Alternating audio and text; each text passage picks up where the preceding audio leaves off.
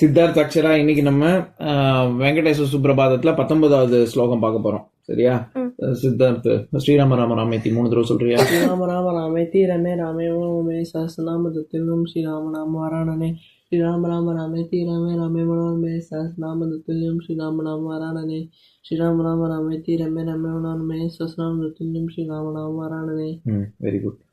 அக்ஷரா, நான் 18வது ஸ்லோகம் நம்ம ஏற்கனவே பார்த்தது, அதை படிக்கிறேன். அதுக்கு நீ பொருள் சொல்லு.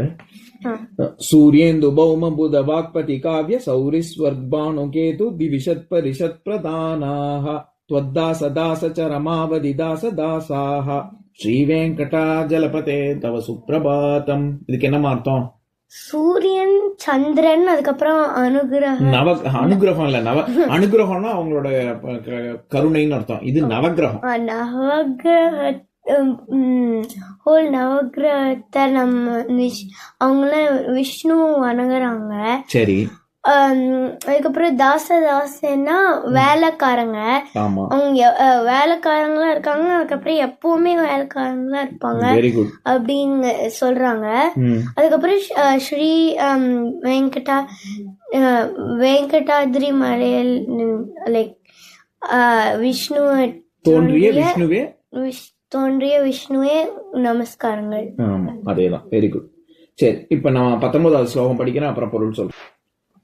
त्वत्पादधूलि परिदस्फुरितोत्तमाङ्गाः स्वर्गापवर्ग निरपेक्ष निजान्तरङ्गाः कल्पागमाकलनयाकुलतां लभन्ते ஸ்ரீவேங்கடாஜலபதே தவ சுப்ரபாதம். சரி, இந்த ஸ்லோகத்துக்கு அர்த்தம் பார்க்கலாம். त्वत्पादधूलि அப்படின்னா பாதம்னா என்ன?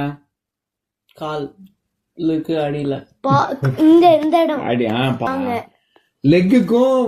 இப்ப காலுன்னு சொன்னல, கால் இல்ல பாதம் அப்படின்னா லெக் இல்ல ஃபீட்னு சொல்ல வரேன். காலுக்கு அடியில தரதான் இருக்கு. காலுக்கு அடியில என்ன சொல்லணும்? ஒரு நிமிஷம். காலுக்கு அடியில, பாதத்துக்கு அடியில இது என்னன்னு சொல்லுவ? இது கையே, உள்ளங்கை. அப்பாடி, உள்ளங்கைனா அப்ப இது என்னது? உள்ளம்பாதம், உள்ளங்கால், உள்ளம் பாதம். என்னன்னு கேட்டு இருக்கேன். உள்ளம் பாதம் என்னடா பண்ற? இதுல என்னைய சொல்றான் பாதம்னா பாதம் அப்படின்னு சொல்றீங்க அப்படின்னு. உனக்கு லெக்குக்கும் ஃபீட்டுக்கும் உள்ள வித்தியாசம் சொல்றதுக்காக சொல்றேன், புரியுதா? இது உள்ளங்கால், உள்ளங்கால் தான் பாதம்.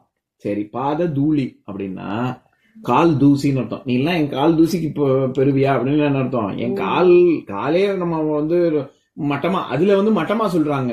சரியா? நம்ம ஆனா திருவடின்னு நம்ம நமஸ்காரம் பண்ணும்போது இறைவனுடைய அடின்னு நம்ம பெருமையால சொல்றோம். ஆனா நம்ம காட ரெஃபர் பண்ணும்போது நம்ம நல்லதான் சொல்லுவோம். ஆமா, ஏன்னா நமஸ்காரம் பண்ணும்போது காலை தொட்டு தான் கும்பிடுவோம். சரி, பாத தூளி அப்படின்னா கால்ல இருக்கக்கூடிய தூசி அப்படின்னு அர்த்தம். அவங்க நடக்கும்பொழுது காலில் வர்ற தூசி இருக்குல்ல, அதத்தான் பாத தூளி அப்படின்னு சொல்றாங்க. அத ரொம்ப நம்ம உயர்வா சொல்லணும். நம்ம கால் தூசின்னா ரொம்ப மட்டம்னு கிடையாது, உயர்வா. தொண்டரடி பொடியார், அடிப்பொடி அப்படின்னா அதேதான். பாத தூளி தான் அடிப்பொடி. தொண்டரடி பொடியார்னு ஒரு புத்தரவியோட பேரு. அடிப்பொடி அப்படின்னா அடியில இருக்கக்கூடிய தூசி, பொடின்னு அர்த்தம். அந்த பாத தூளின்னு சம்ஸ்கிருதத்துல இருக்குல்ல, அதுக்கான தமிழ் வார்த்தை தான் அடிப்பொடியார், தொண்டரடி பொடியார் அப்படின்னு. அவரு சுவாமியோடைய அடிப்பொடின்னு சொல்லல, சுவாமிக்கு விஷ்ணுவோடைய தொண்டன் இருப்பாங்கல்ல, ஆழ்வார்கள் இருப்பாங்கல்ல, அவங்களுடைய கால் தூசி அப்படின்னு சொல்ல வர்றாரு. அப்படியே அவர் பேரே வச்சுட்டார். சரியா? துவத்பாத, துவத்துனா உன்னுடையன்னு அர்த்தம்.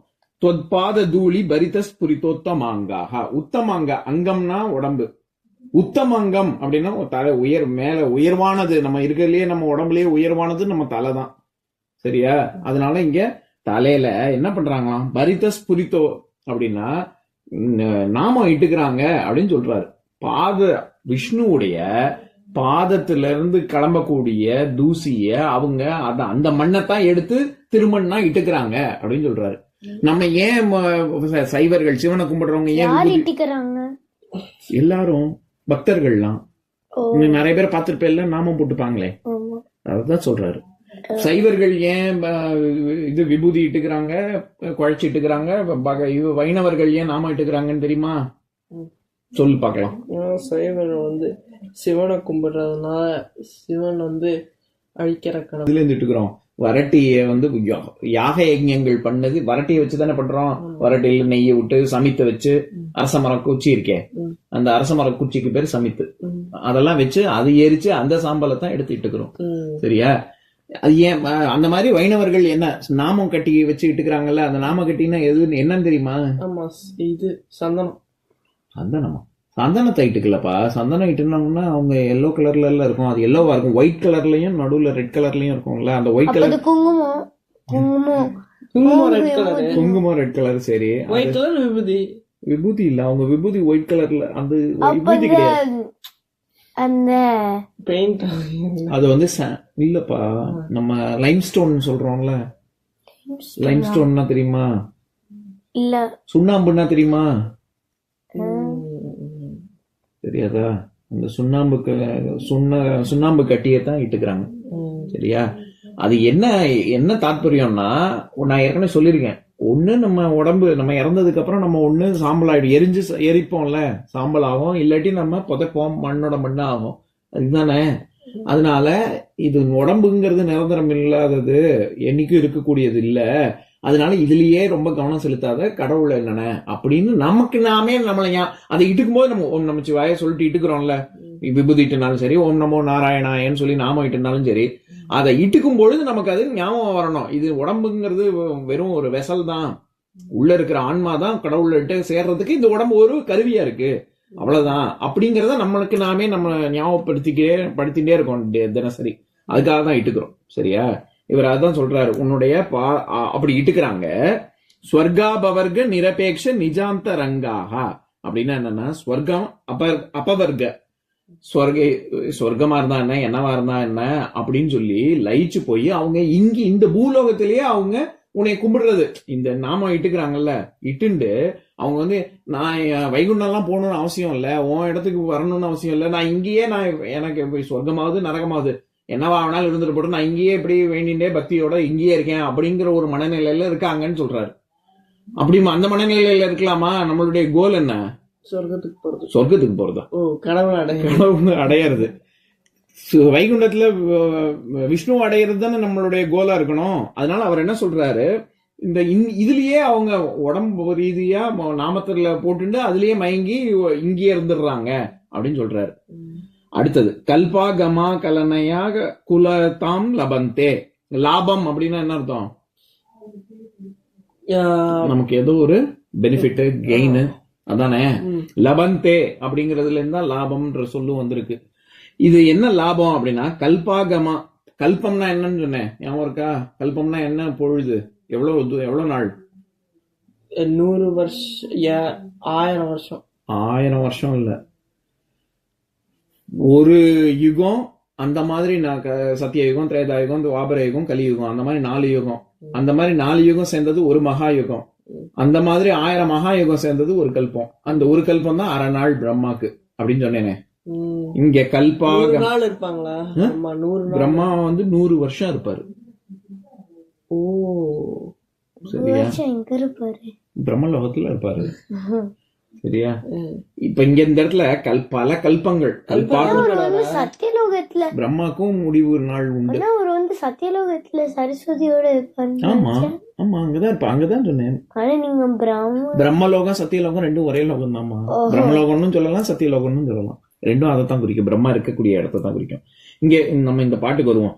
கல்பாகமா கலனையா குலதாம் லபந்தே அப்படின்னா, பல யுகங்களாகி பல கல்பங்களாகி, கலனையா அப்படின்னா அவங்க அதுக்கப்புறமா அவங்களுக்கு அந்த உங்ககிட்டக்க வரணும் அப்படிங்கிற ஒரு உந்துதல்ல அவங்க அதுக்கப்புறமா முக்தி அடைவாங்க. இப்படியே உழண்டு இருப்பாங்க, பிறப்பு இறப்பு பிறப்பு இறப்புன்னு உழண்டு இருப்பாங்க. அதுக்கப்புறமா அவங்களுக்கு ஞானோதயம் வந்து உன்னுடைய திருவடியை இறுதியா வந்து சேருவாங்க அப்படின்னு சொல்றாரு. அதாவது என்ன சொல்ல வராங்கன்னா, நாமத்தை இட்டுண்டு, அந்த நாமம் தான் ஃபர்ஸ்ட் ஸ்டெப். நாமத்தையோ இந்த இதுல நாமம் நம்ம சைவர்கள் விபூதின்னு வச்சுக்கலாம். சரியா?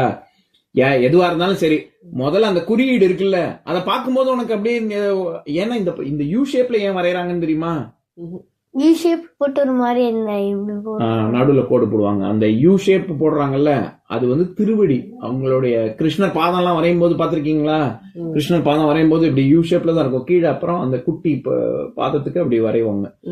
இது வந்து திருவடியோட சிம்பிள் தான் அது. அப்படியே நடுவுல எதுக்கு போடுறாங்க? நடுவுல இருக்கிற தண்டு வந்து இது லக்ஷ்மி, அந்த லக்ஷ்மியோடைய குறியீடு அது. லக்ஷ்மியும் விஷ்ணுவும் சேர்ந்தது அப்படிங்கிறதுக்காக. ஆனா கிருஷ்ணர் அது விஷ்ணு இல்ல. கிருஷ்ணர் விஷ்ணு ஒரு அம்சம் தான், விஷ்ணுவோட அம்சம் தான். நம்ம எப்படி ராமர் வந்து ஒரு அம்சமோ அந்த மாதிரி கிருஷ்ணரும் ஒரு அவதாரம் தானே. அதனால இங்க என்ன சொல்றாங்க, இந்த மாதிரியாக கடைசியில அவங்க லாபம் அடைவார்கள். முதல்ல குறியீடை பார்ப்பாங்க, அதுக்கப்புறம் குறியீடை வச்சு இது நிலையற்ற தன்மைன்னு தெரியும். இதுலயே முதல்ல உடம்புலயே லயிச்சிருப்பாங்க. அதுக்கப்புறம் இல்ல இது நிலையில்லாதது அப்படின்னு தெரிஞ்சதுக்கு அப்புறம் உன்னைய வந்து சேருவாங்க. பல கல்பங்கள் ஆகும் அப்படின்னு சொல்றாரு. அதுக்கப்புறம் ஸ்ரீ வெங்கடாச்சலபதே தவ சுப்பிரபாதம். வெங்கடாதிரி மலையில் தோன்றிய விஷ்ணுவே உனக்கு நமஸ்காரங்கள். சரியா? இப்ப நான் பாட்டை படிக்கிறேன், என் கூட சேர்ந்து சொல்றேன். த்வத்பாதூளி பரித ஸ்பரிதோத்தமாங்காஹ. அது ஸ்பரித உத்தமாங்காஹ அப்படிங்கறத ஸ்பரிதோத்தமாங்காஹ. ஸ்வர்காபவர்க நிரபேக்ஷ நிஜாந்தரங்காஹ. கல்பாகமா கலனயா. அது எல்லாமே ஆகலனயா ஆகுலதாம் அப்படிதான் வரும். சேர்த்து நான் பிரிச்சு சொல்றதுனால இங்க கல்பாகமா அப்படின்னு சொல்றேன். கல்பாகமா ஏன்னா இது வந்து ஆகமா அப்படிங்கறத சேர்த்து சொல்லும் போது கல்பாகமா. கல்பா ஏன்னா ஆகமா அப்படிங்கறதே ஒரு கிட்டக்க வர்றது அப்படின்னு அர்த்தம். நான் ஏற்கனவே சொல்லியிருக்கேன்ல, உபதேசம் அப்படின்னா கிட்டக்க வர்றதுன்னு சொல்லுவோம்ல. தேசம்னா இடம், உப்ப அப்படின்னா கிட்டக்க அப்படின்னு. அதனால யாராவது அட்வைஸ் கொடுத்தாங்கன்னா இறைவனுக்கு கிட்டக்க வர்றதுக்கு வழி சொல்றாங்க அப்படின்னு அர்த்தம். அதனால உபதேசம். அந்த மாதிரி ஆகம அப்படின்னா ஆகம அப்படின்னா உங்ககிட்டக்க வர்றதுக்கு வழி அப்படின்னு. அதனாலதான் சைவ ஆகமங்கள், வைணவ ஆகமங்கள் எல்லாத்துக்கும் கோவில் எப்படி கட்டணும் அப்படின்னு ஆகமெல்லாம் இருக்கேன், அந்த பொருள். சரி, நான் திருப்பி சொல்றேன், அதை சேர்த்து சொல்லுங்க. கல்பாகமா கலனயா குலதாம் லபந்தே ஸ்ரீ வெங்கடாச்சலபதே தவ சுப்பிரபாதம். இன்னொரு நாள் இன்னொரு பாட்டு பார்க்கலாம்.